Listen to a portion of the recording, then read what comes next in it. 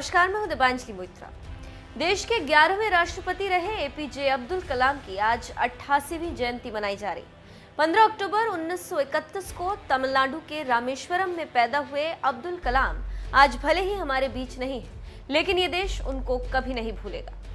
एक वैज्ञानिक, एक राष्ट्रपति, एक टीचर, भूमिका कोई भी हो, अब्दुल कलाम हर भूमिका में जिस तरह से खरे उतरे, ये अपने आप में एक मिसाल है। देश के सर्वोच्च पद तक पहुंचने वाले अब्दुल कलाम को सादगी भरा जीवन ही पसंद था। वो भले ही राष्ट्रपति जैसे ऊंचे पद पर रहे हों, लेकिन वो संपत्ति से संपन्न नहीं थे, बल्कि ज्ञान और लोगों से मिले सम्मान से संपन्न थे। 27 जुलाई साल 2015 को दुनिया को अलविदा कहने वाले राष्ट्रपति अब्दुल कलाम संपत्ति के नाम पर ऐसी चीजें छोड़कर गए हैं जो साधारण जीवन जीने वाले कलाम के असाधारण व्यक्तित्व से परिचय कराता है।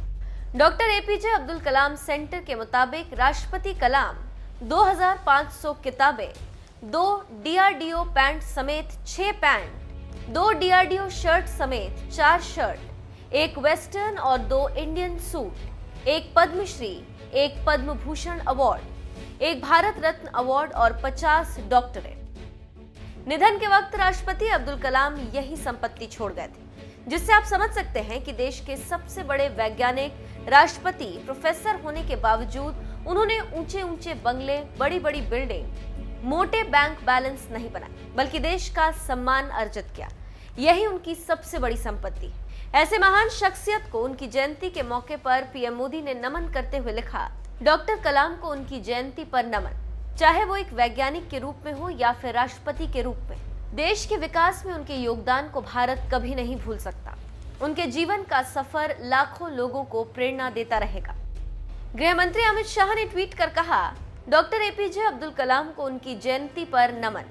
एक विजनरी नेता, भारत के स्पेस और मिसाइल प्रोग्राम को गढ़ने वाले, जो हमेशा ही एक मजबूत और आत्मनिर्भर भारत बनाना चाहते थे। विज्ञान और शिक्षा के क्षेत्र में उनका योगदान सभी के लिए प्रेरणादायी। रक्षा मंत्री राजनाथ सिंह ने ट्वीट किया, पूर्व राष्ट्रपति डॉक्टर एपीजे अब्दुल कलाम को उनकी जयंती पर नमन।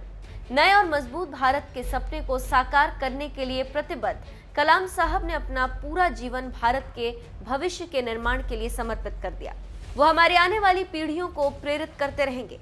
उनकी जयंती पर उन्हें श्रद्धांजलि देता हूं। वरिष्ठ पत्रकार रूबिका लियाकत ने कलाम सर को उनकी जयंती पर याद करते हुए लिखा, मेरे तरह के भारतीय, मेरे तरह के मुस्लिम।